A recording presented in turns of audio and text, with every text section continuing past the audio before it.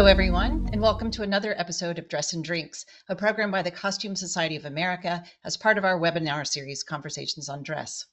I'm Kristen Zohn, the organization's executive director, filling in for our regular host, Leon Weavers. And should you have any questions about CSA's digital content in general, please contact Conversations on Dress at CostumeSocietyAmerica.com. I'm very excited to introduce tonight's guest speakers from the Walt Disney Archives in Burbank, California, Matthew Adams and Kelsey Williams.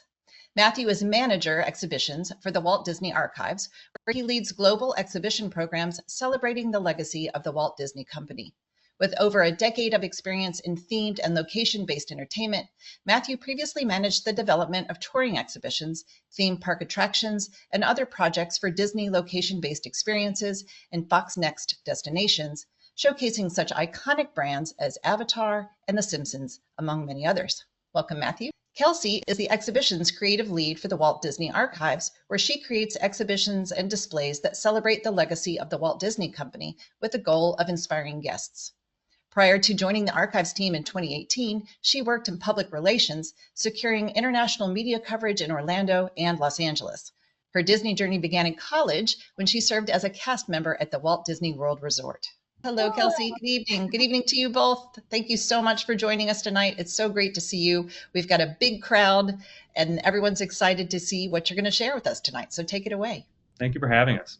Again, thank you all so much for joining us. Again, we are from the Walt Disney Archives. The Walt Disney Archives was founded in 1970, and our mission is to collect, preserve, and share the history and creative legacy of Walt Disney and the company that he founded. We are headquartered at the Walt Disney Studios in Burbank, California. And our exhibits actually started very small. Here's an example right here that you can see. It was just a very simple marquee right outside of our main office in the Frank G. Wells building on the studio lot. And we moved to that location in 1997. Some pretty iconic objects in that case. Absolutely. We're kind of spoiled with the amount of iconic objects that we have, and then we get to see on a daily basis. So starting from that small display, in 2009, the Archives began offering significant archival exhibitions, starting with the D23 Expo, which is held every other year in Anaheim, California. And since then, our exhibits have really become the cornerstone of that event, so much so that in this past year, 2024, the event was renamed to D23, the Ultimate Disney Fan Event, and we presented our largest exhibition ever, which was called A Great Big Beautiful Car Show, which featured over 30 amazing automobiles. And you can imagine how interesting it was getting 30 cars down from our warehouses down to Anaheim. So Matthew, can you explain for the uninitiated what D23 is? Is that a fan club? It is, yes. D23 is the official Disney fan club, and you can join today if you would like. But D23 offers a lot of perks, a lot of which includes first looks at our exhibitions when they open at certain places. So you get a lot of great benefits if you become a D23 member. So we have also started presenting traveling exhibits. One of our earlier ones was called Treasures of the Walt Disney Archives. That debuted at the Ronald Reagan Presidential Library, and then it went to the Museum of Science and Industry in Chicago, and then it went on to tour in Japan. And then recently, our newest exhibition, which is Disney 100, the exhibition, is a 15,000 square foot touring exhibition, and it's currently touring the world.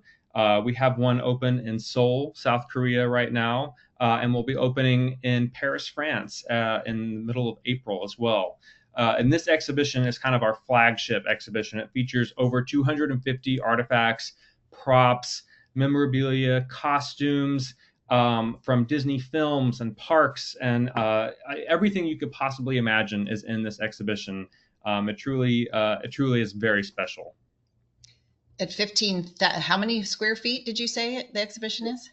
15,000 square feet. 15,000. So that is a lot of people in an exhibition at one time. It is, and you could spend quite a few hours going through the exhibition. Some people actually go back multiple days in a row because there is so much to see and digest in the exhibition. So let's get specific and start talking about costumes because that is why we're here after all. Um, the and let's talk about the archive's overall costume collection. When the archives initially started collecting costumes, we only had a few. In fact, we only had one rack. And in 2006, the archives began a little bit more aggressive campaign to acquire and grow our costume collection, which therefore then expanded into exhibitions. And so, to tell you a little bit more of that, now I'm going to turn it over to Kelsey Williams to talk a little bit more about that. Hello, everyone. So you might be thinking, with a company with as many wonderful titles as Disney has, how do we select which costumes we bring into the collection? And this is something that we spend an incredible amount of time and consideration to develop our costume collection. So the first thing we kind of look at, well, something else you might not know, but the Walt Disney Archives doesn't just have, like you think of Disney movies, or a lot of people think of just Disney animated films. We have a wealth of live action films. We also have television series. We also have pieces from the parks. So if an audio animatronic figure is wearing a costume, or a cast member walking around the parks, or a parade performer, we get all those types of costumes as well. So if you think about, if we were to take every single thing that existed, we would have absolutely no space to put it all. So we have to really curate what we bring into the collection. And we look at this from a few different angles. One, it's got to be something that is historical, something that someone as a Disney fan might love to see down the line, whether that's in an exhibition, or if it's something that might want to be researched by someone within the company if they're reflecting on our history and looking to the future. So we look at it from that angle. So with that, we've kind of created guidelines for ourselves when we're looking at a project. So if we're talking about a film, we always take something from the main characters. And it can be as basic as just having one kind of iconic costume. If it's nothing that's custom made or anything that's over the top or detailed, we might just have the one costume from that character. Or if it's something that's more detailed or very iconic character, such as Belle from Beauty and the Beast, we can't just take her gold ball gown. I mean, that it's stunning. We have to take that. But we also have her village outfit from earlier in the film. So we try and take one of all of the key outfits for those main characters and the leads in that film.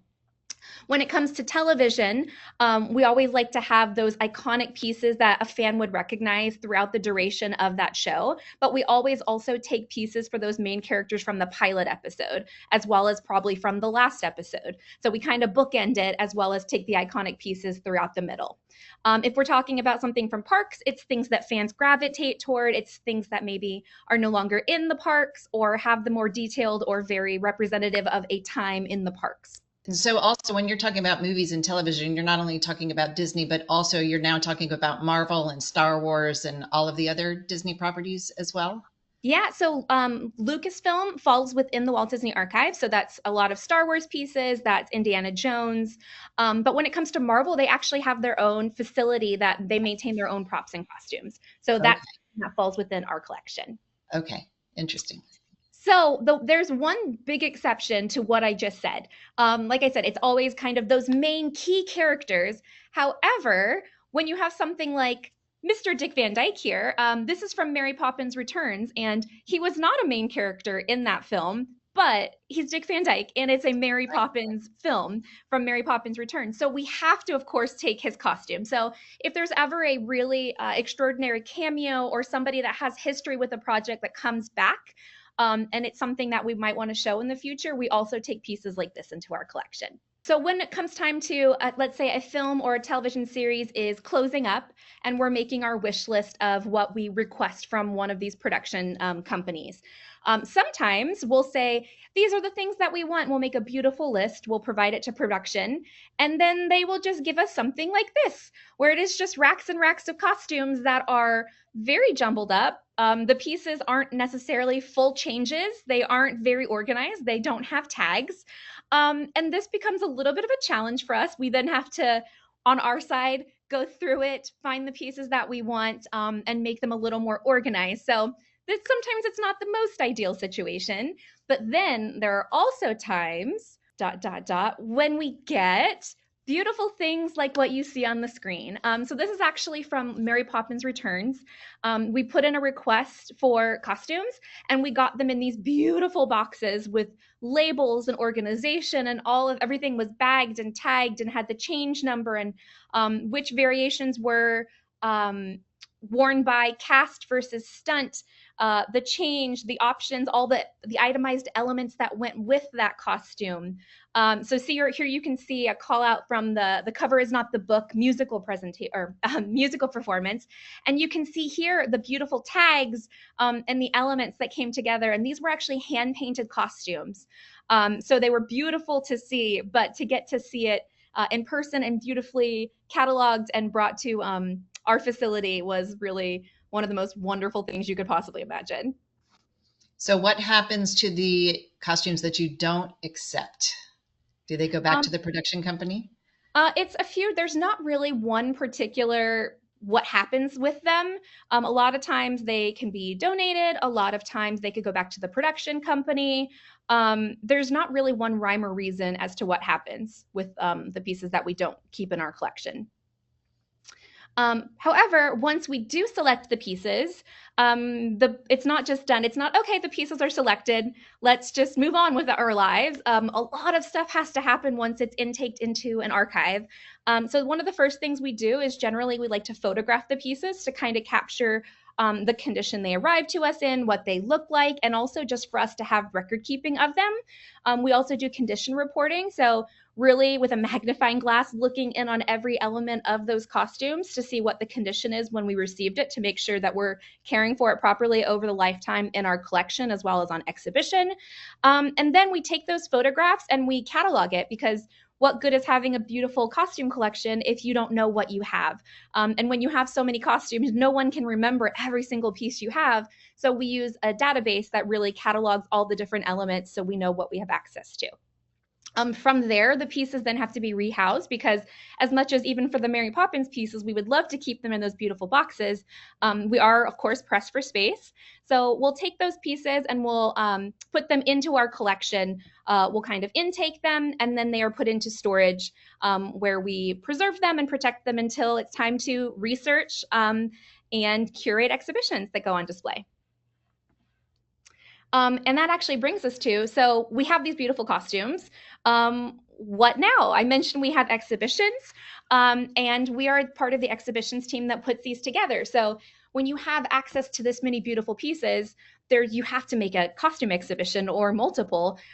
So we were really thinking about, well, what is our first big costume exhibition? So that's how Heroes and Villains, the Art of the Disney Costume, came into our lives. And this is actually 70 costumes that we have on display. And it ranges from 50 years, from Return to Witch Mountain in 1978 to more recently, the most recent costume we have in the show is Peter Pan and Wendy from 2023. You just weirded me out that 1978 is almost 50 years ago. I'm sorry. Isn't that, this time flies by so quickly. It's pretty wild. But yeah, so we have lots of different beautiful costumes in here. And we knew that with displaying costumes, we really wanted to look at it from a designer's perspective. So that was the most important element, was to really bring in the voices of the designers that created these pieces into our show. So that was kind of the overarching creative that we started with, was we want to include the designers in different capacities, and especially in our text, and making sure we're getting their point of view as to how these costumes came to be. But then we also wanted to add some extra layers of storytelling into the show. So if we just had a costume exhibit that was really that wide net, it can be interesting, but it's nice to have, we are Disney after all, it's nice to have that extra storytelling and that little bit of magic brought into the show. So that's where we bring in the heroes and villains element. So when you first enter into like a main gallery space, we have it divided into a heroes and a villain side, and then we also have a spaces in between, which is kind of highlighting the anti-heroes. And we really wanted these to showcase the dynamics of what a traditional hero versus villain might look like. But what's so fantastic about these costumes is it's not necessarily everything you think of for a hero or villain. It's not just, oh, bright, sunny, perfect heroes. It's not just very dark villains. A lot of times it's a little bit confusing. The designers like to play with color and texture. So we really wanted to kind of showcase it on two different sides so you know what the dynamic you're looking at. But a lot of times the designers shake up what the visuals of those characters really are. And we have another gallery also in this costume exhibit called Cinderella's Workshop. And this is really a case study because Cinderella is such an iconic character within the Disney realm, and multiple different variations of this character have been represented over time.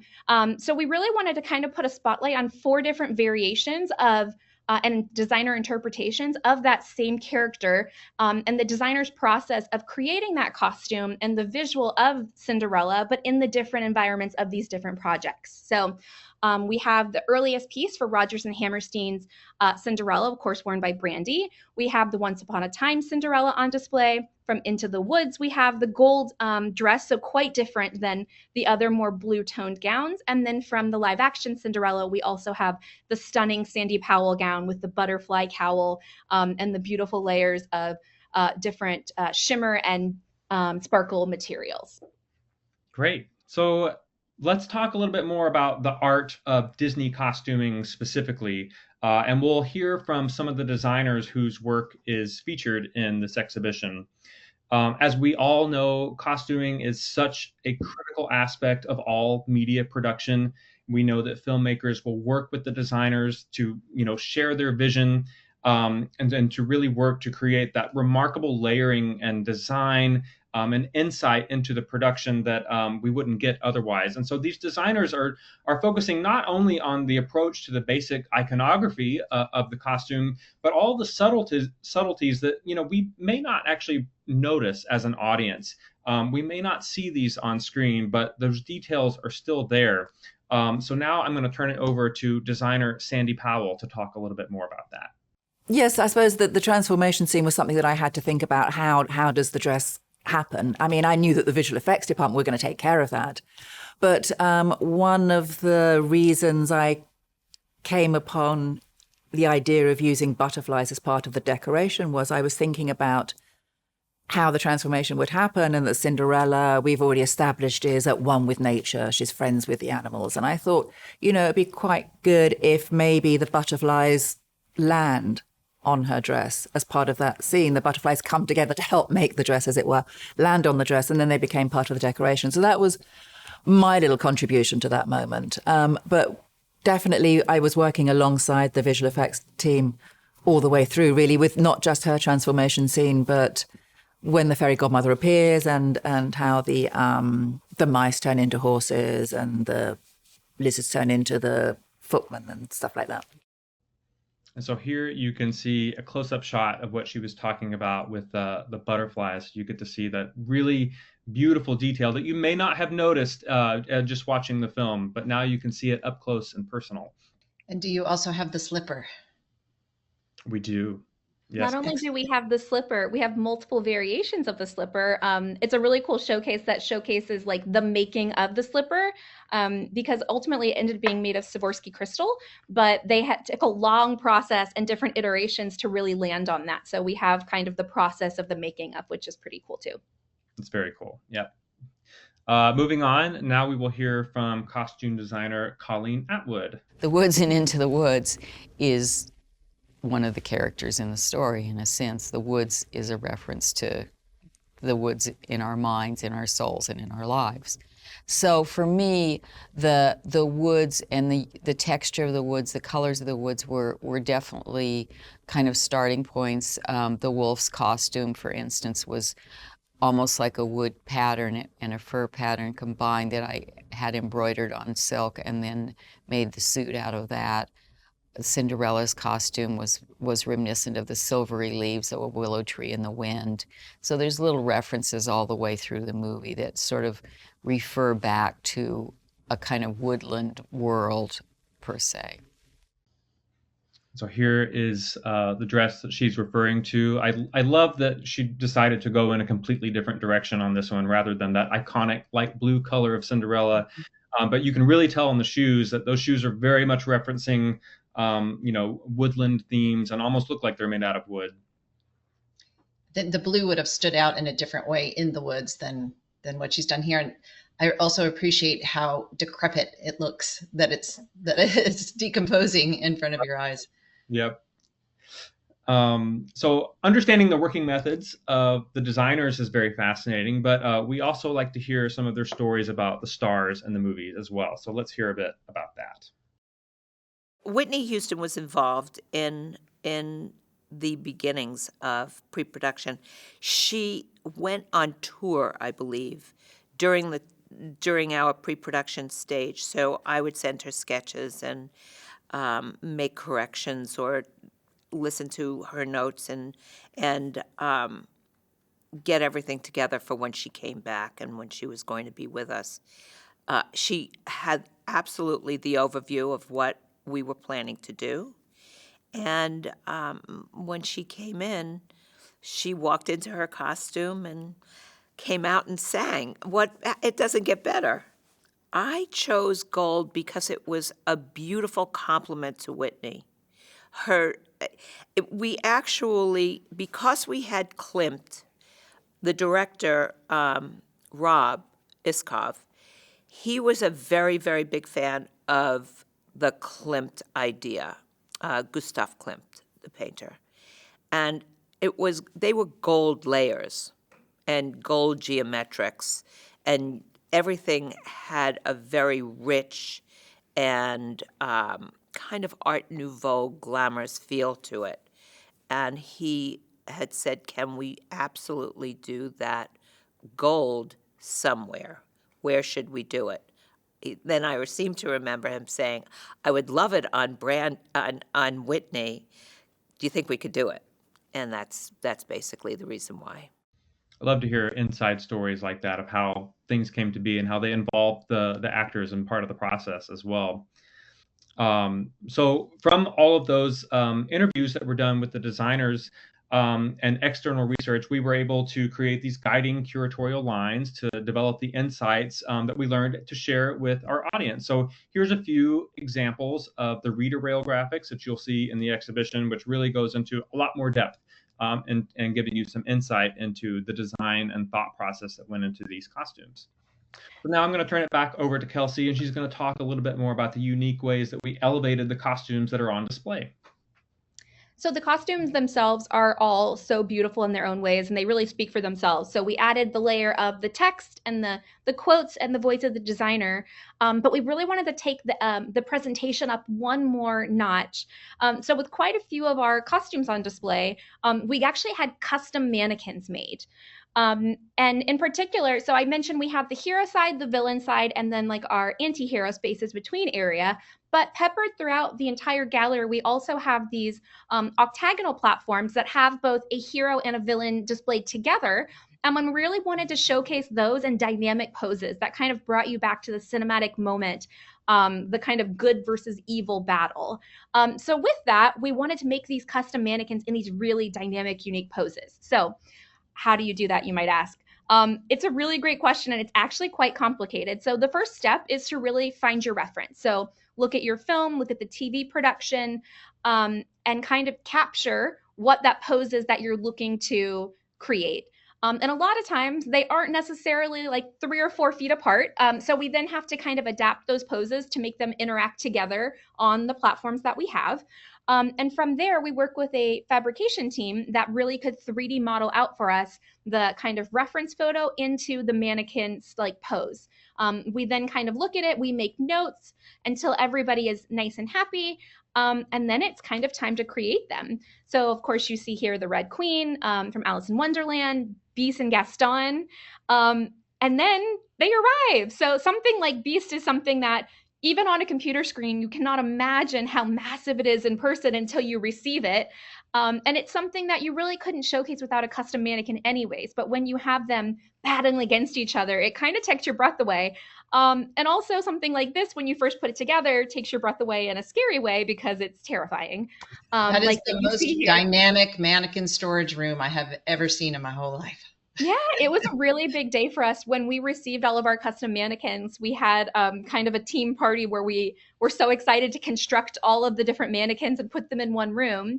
And then once we have them, it's time to test fit. So this is kind of a shot of one of our test fitting spaces. So we'll take the mannequin, we'll then figure out with the costume the best way, the order to put the pieces on, how it fits. We also, when we were creating these mannequins, we made sure to get accurate measurements of all the costume elements to make sure there weren't going to be any issues with the fit. And luckily, everything worked really beautifully. So we test fit all the elements, made sure the wigs, and then we also made sure there weren't any mounts needed or any custom undergarments or structure or anything we had to add to make the presentation beautiful and kind of ready to go. And did you have conservators helping you dress the mannequins for the exhibition? Our team, actually, we have a collections team within the Walt Disney Archives. So between the collections team and the exhibitions team, we kind of tackled all the different elements. Before we identified our final object list that was in this show, we kind of went through with a fine-tooth comb to make sure everything was really fit to be displayed. And from there, if there were any conservation needs, we met those and met with conservators for those elements. But in general, when it comes to the dressing, that's all done in-house by our team. Awesome. Matthew, do you want to, so now we have these costumes, we have these beautiful mannequins. Do you want to show us how we photograph them? Yes. So yes, once we go through all the process that Kelsey just mentioned, then we want to photograph them and we want to capture them in their purest essence. And the purpose for these photos is both archival, but also used for marketing purposes as well. When we're marketing our exhibition, we want to show off this is what you're going to see when you come to our exhibition. So here's a few examples of some of the costumes as they were photographed, and this presents a really unique challenge too, because all of these costumes, you really have to set up the photography session custom to each individual costume, because they all have unique needs based on the materials that they're made of, whether they're highly reflective or if they're darker. So really a tremendous amount of care and work goes into photographing each of these. It's not just a snap a picture with your iPhone. It's a very elaborate process, but through that, you get to see these incredible details that are up close. And again, these are things that you would never see on the screen, but the details are there. And now you can see them up close. So here's just a few examples, just really, really stunning detail. Sure, these details that you don't see in the film, though, really help bring the actors into character, and they feel it and they know it, and it's worthwhile to them and to the people who have produced them too. 100%. And that you actually took the words right out of my mouth. I think that's what we really call the Disney difference, is, will you see these things? Maybe not, but does it help that the actor give a better performance and therefore a more believable performance that will impact our audience? Then that's what matters. And that's why those details are there, because they do matter. And I'm wondering if the mannequins are white and you're photographing them against a white background, is that to make mannequins disappear somewhat so that you can focus on the actual costumes? Exactly. Yep. And overall, the overall design of the exhibition is fairly minimal, and that is for the purpose of keeping all the focus on the costumes themselves. We didn't really want anything busy in the background, so that you can just really hone in on those details and appreciate them for what they are. And so speaking of details, another special part of this exhibition was the opportunity for the archives to work with Disney Editions to turn this one-of-a-kind exhibition into a companion book, and where you can see all of these beautiful detailed shots. Currently, the book is only available at the museums where the exhibition is shown. It's actually out of print, but we had a new run of the book made specifically to tour with the exhibition. So you'll have to go see the exhibition in order to get one of the books, which is a great opportunity for me to tell you where the exhibition is currently. Right now, it's at the Arlington Museum of Art in Arlington, Texas, and it's actually being shown side by side with one of our other exhibitions called All That Glitters, the Crown Jewels of the Walt Disney Archives, which focuses more on costume jewelry and accessories, but it also has some costumes in it as well. But it's a really wonderful exhibitions to have side by side. And then after the Heroes and Villains closes in Arlington on March 31st, you will be able to see it at the South Carolina State Museum in Columbia, South Carolina, starting May 3rd through October 25th or 26th of this year. So if you're not in Texas or South Carolina, stay tuned. It's going to keep touring, so don't worry if you haven't seen it yet. It is not going anywhere. So it seems like you get a variety of different kinds of museums who are taking the shows in general. Do you see that it's art and history and all sorts of different kinds of missions that find these exhibitions good for their public? Yeah, I mean, this exhibition has been at the actually, it might be one of my next slides to talk a little bit more about where it's been. And so it started at the D23 Expo in 2019. And then from there, it went to the Museum of Pop Culture in Seattle. So obviously that museum is very heavily focused on media and film and just pop culture in general. And then it went to the Henry Ford Museum in Dearborn, Michigan. And from there, it went to the Birmingham Museum of Art in Alabama. Now it's at the Arlington Museum of Art. And then South Carolina State Museum's kind of more of a museum that's dedicated to the history of South Carolina, but they're looking to expand their audience and expand their reach. And so they looked at Disney and said, that's a wonderful subject matter to bring in families. So we definitely see a lot of interest from a wide range of museums. And then speaking of wide range of museums, they're all different, and the layout is all different, which presents a really interesting challenge for us, because the overall narrative of the exhibition doesn't change, but the layout changes drastically for each venue. But we designed it that way. It's like we almost thought ahead about it. We designed it to be very modular so it could fit into a variety of spaces, because we want to be able to take it to as many venues as possible. So on this slide, you can see how it was set up at the D23 Expo, which was fairly simple, like a rectangle. And then at the Museum of Pop Culture, they had a much more, a smaller and more interestingly shaped space. So we had to play around a little bit more with that, but it made it a little more of a choose your own adventure to go through that. And then at the Arlington Museum of Art, drastically different, because their space is a 20,000 square foot warehouse, essentially, with 18-foot walls. And so we actually had the opportunity to create projections to show alongside these massive, full-scale projections next to our costumes to really kind of breathe life into them. And create an environment to set them in. So drastically different environments that this exhibition can go in, which makes it really exciting for us because it's different every single time.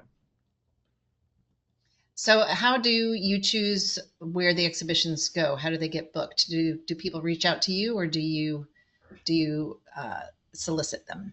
It's a little bit of both. I get people reaching out to me, and I do a lot of outreach as well. I'll then, travel to the museum to make sure that, it's a good fit for us, and to make sure that, everything is good quality. So it's a little bit of both. Yeah. All right. So now we've reached install time. We put a lot of prep work into the curation, the way that our costumes are displayed, the way they're dressed. And then it's time for our team to go and install the shows. So we work with the venue to get the spaces prepped. And then we arrive, we build our mannequins, we dress our costumes, we get everything nice and show ready, make sure our graphics are up, our text panels are ready to go. And then we get to the final product. And we're opening the doors for everyone to come and get to see our show.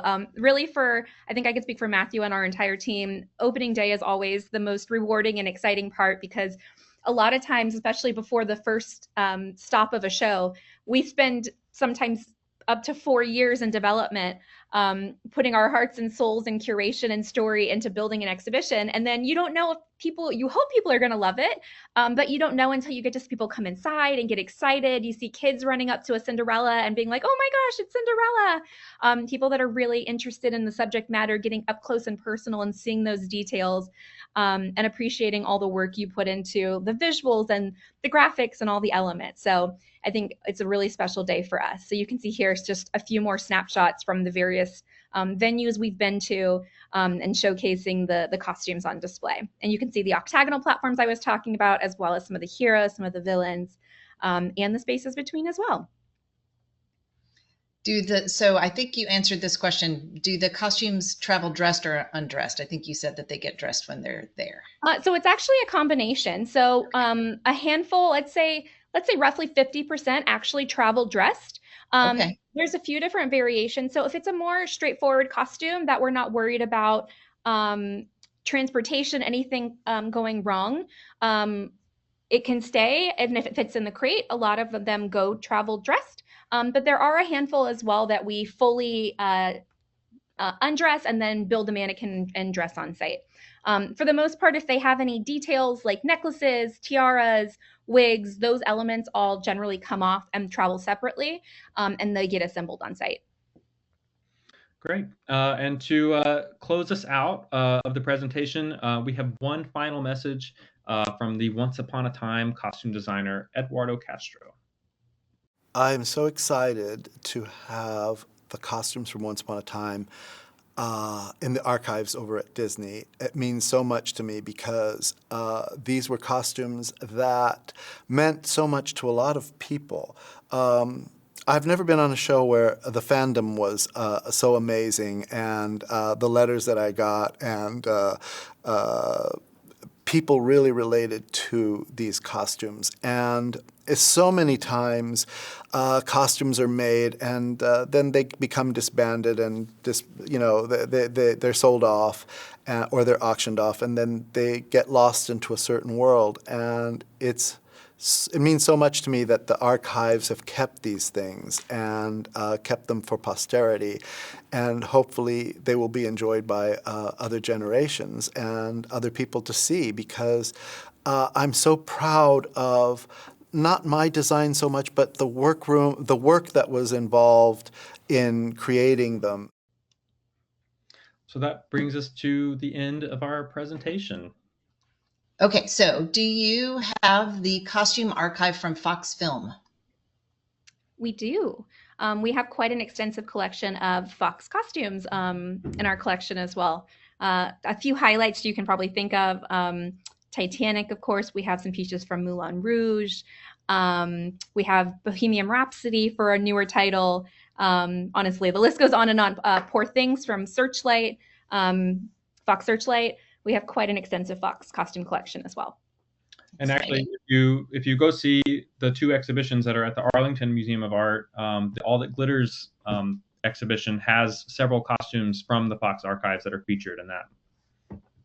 And the two exhibitions at Arlington are, one's costume based, but then one is accessories based, correct? It's jewelry, and so it's crowns. You've got the ring from the Romeo plus Juliet, and Anne Hathaway's crown from the Princess Diaries, her coronation crown and things like that.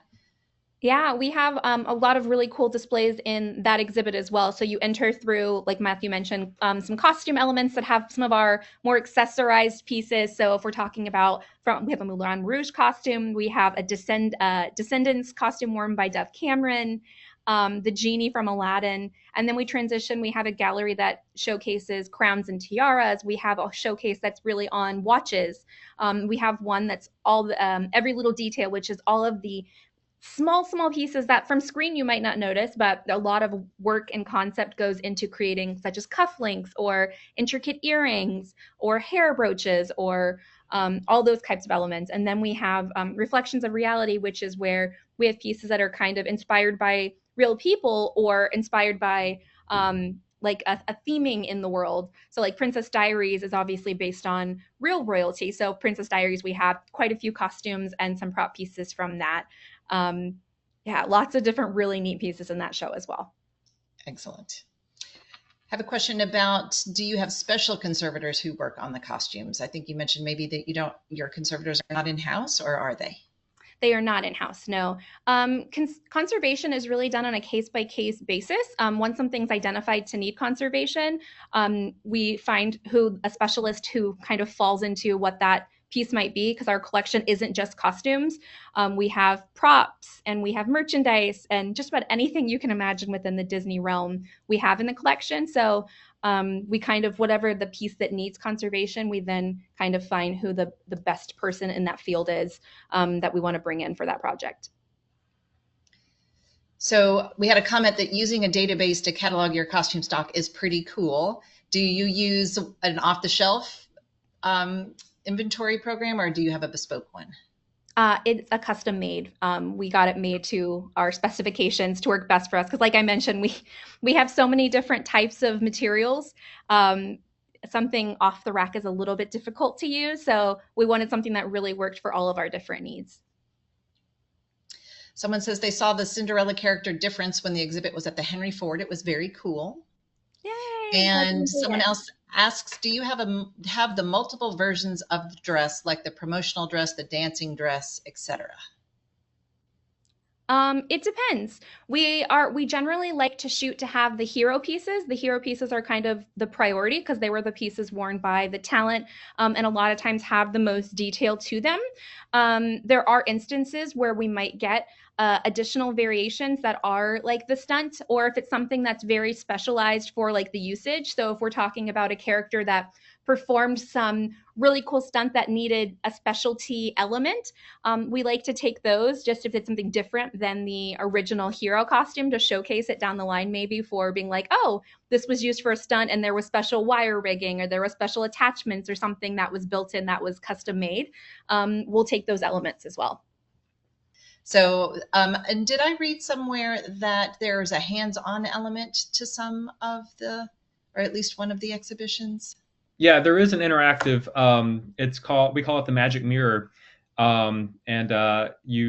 it's really kind of a really fun opportunity for you to virtually try on some of the costumes in the exhibition. So you stand in front of the mirror, and then through Disney magic, in the mirror, it appears that you're then wearing several of the costumes that are featured in the exhibition, which provides a really cool kind of photo op moment for you. Very cool. So then you take the picture from outside of that, or does it take the picture within the frame and spit it out at you like when you get off the ride? You can take the picture. Yeah, you can either do a selfie with your phone or have someone else take the picture for you. Very cool. Do you collect and showcase the original designer drafts for costumes? So it depends as well. In a dream world, we would love to have every single costume sketch for all the pieces that we have in the collection. A lot of times the designer actually keeps those pieces because it's kind of part of their portfolio and their legacy. So whenever it's available to us, we always like to take costume sketches, or we always at least try and connect with the designer to try and get digital scans of them or arrange that. But unfortunately, it's not always possible. But whenever we can, we love to have those elements in the collection as well. Is there a plan for cleaning conservation treatments of works between venues? Or is there not much time between venues? It really depends, honestly. I mean, we take very good care of our assets, and everything gets condition reported at install and deinstall. If we feel that something is, has been on tour for a while and we're noticing any signs of wear and tear, we want to make sure that we are pulling that from the exhibition and replacing it with something else. So we have to do that, every now and then we have to, pull something out and put something new in, just because we want to make sure that these costumes are preserved for future generations to see as well. So we do take note of that at every install and deinstall. Do you ever lend out items for exhibits or get lent items yourselves? We do loans as well. And in addition to our exhibitions program, we have a very extensive loan program where museums will be curating their own exhibitions, and they'll contact the Walt Disney Archives to see if we have anything in our collection that will kind of support the curatorial of their exhibition. So we do that quite a bit. Can you tour the Disney Archives, or is it only for storage? And also, can outside researchers do research? I know you mentioned that your in-house folks do, but do you ever let outside researchers in? You can do a tour of the Walt Disney Archives if you sign up for a D23 membership. You can purchase a tour of the Walt Disney Studios in Burbank, as well as a tour of the Walt Disney Archives through D23. So another plug for D23 there. And then the other question, outside research. Yes, outside research happens all the time. Our research team is actually based in the main office at our Frank G. Wells building. And we have a reading room where our researchers and archivists are available to work with researchers depending on what project they're working on. Yeah, I will say generally we are somewhat limited by staff. So all of our requests are fielded by legal first. And then from there, it kind of gets filtered into our department. So It's very project based. It's not necessarily an open all the time to just come and use as a library space. Yes, very selective. Has the Lucasfilm Film Archive merged with your collection, or has it remained separate like the Marvel collection? Lucasfilm falls under our collection as well. Great. Let's see. What kind of educational background do you need to join your team, or do you both have? This questioner says, I'm a Master's of Information student and would love to work in archives and event planning as well. You know, sometimes I feel like a bit of a fraud because I do not come from a museum background or an archival background. And quite frankly, neither do quite a few of our team members at the archives. I think one of the great things about Disney is that we really value people with diverse backgrounds. My background is in theater. Kelsey's background is communications. So there's really not one set path. Obviously, I think there are certain roles where you do need more of an archival or library science background, particularly if you're focusing more on archival studies and research and things like that. For exhibitions, we have a pretty wide range of backgrounds on our team. Yeah, and we're really lucky because at the heart of it, we are storytellers. So it's for us, it's the story and building what that is, and then figuring out the vessel to really showcase that and showcase the pieces we have in the collection. But then we have such wonderful support from the rest of our team that has those skill sets to preserve and prepare the collection or help us do our research into what we want to show. So we're very lucky to have so many supportive, awesome coworkers that have lots of different backgrounds. What is the oldest item in your archives? We get asked that a lot at Dress and Drinks. It's a tricky question. So the oldest piece of like Disney elements is probably, we have the founding contract from 1923 when the company was founded. We also have pieces even before the Walt Disney Studio was created. So like we have Alice comedies, posters, and some like script pages. But then even before any of that, or before even Walt or Roy were alive, Walt actually has some like vintage equipment. So like a praxinoscope or a zoetrope that date back to like the 1800s. We have pieces like from Walt Disney's office that he collected that predate even like any of the studio elements. So it's a tricky question to really answer specifically. And you said that the costume collection goes back to 78, or that just that exhibition did? That's just for the exhibition. Okay. From the actual costume collection that we have, oh my goodness, I don't actually know the earliest piece. We have, like before Snow White was created, we have live action reference costume from that was actually worn by an actress that acted out that was used as reference for the animation. We also, of course, have pieces from like Mary Poppins and some older titles as well. But for this show, that's just the earliest title in it. Gotcha. Do you have pieces of Walt's personal clothing, like the suits he wore during his TV programs and things like that? We have some elements from Walt. I don't know that we have any full suits. We definitely have quite a few ties and different pieces of suits, but nothing from like one of his lead-ins. How big is the archive staff, and how big is the archive space? And do you have space to expand? So tell us about your size. I think we are probably the largest entertainment or studio archive. We have a little over 40 people now, which is pretty massive. And we're very appreciative that Disney values what we do that much. So we have a very large team, and within the archives, there's our exhibitions team, of course. We have a research team, we have our collections team, we have a digitization and photo library team, and we all kind of work together under the main umbrella of the Walt Disney Archives. We have lots of space. We have multiple spaces all throughout the city of Los Angeles, actually. We're all kind of spread out, all within, roughly 15, 20 minutes of each other. But our collection is so huge that it can't be housed in one location.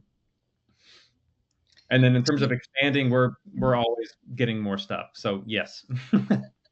And then you have to find a new building to put the new stuff. Right. And do you have, it's just in California, you don't have any kind of archives in Florida, or do you? I know nothing of ours is kept in Florida, but there are other archival units within the company, and some of them do store some of their collection in Florida. Gotcha. Do you collect anything or create exhibits from animated projects? Absolutely.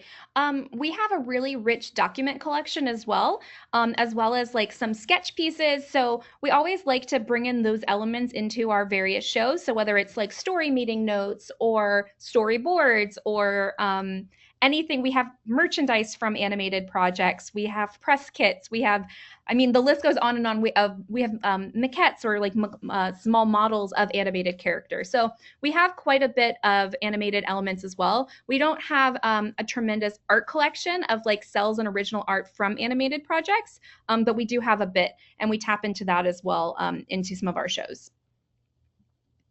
Great. Where does prop costuming fit into the archives? Does that go with the props or go into the costume archive like Small World dolls? It all fits within our collection. So we have props and we have costumes all within our collection. So Small World dolls, we have a few actually in our collection because, like I mentioned, we also have theme park pieces of props and costumes and all those types of elements as well. I think, did that answer the question? I think so. Okay, cool. Let's see. What is your personal, this is another question we get almost every time. What is your personal favorite or wackiest piece in the archives? Yeah.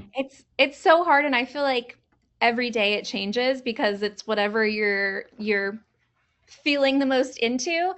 For me, I am a very large Enchanted fan of the film Enchanted. So we have costumes from that, like such as Nerissa's costume that we actually have in this show. And for me, anything Enchanted is definitely something that's really exciting. We also have some really large pieces in our collection, such as ride vehicles. And those are also really always very exciting to see. Yeah, I being a huge theme park fan, especially Disney theme parks, it's any chance I have to see, our collection that has theme park assets in it is very exciting. But I think for me, one of my favorite pieces is in our Disney 100 exhibition. And obviously one thing Disney does really well is nostalgia and really pull on those memories. We have Winifred Sanderson's spell book from Hocus Pocus. There's actually a few of them, one with the eye open and one closed. That is really cool because I just have such vivid memories of watching Hocus Pocus as a kid.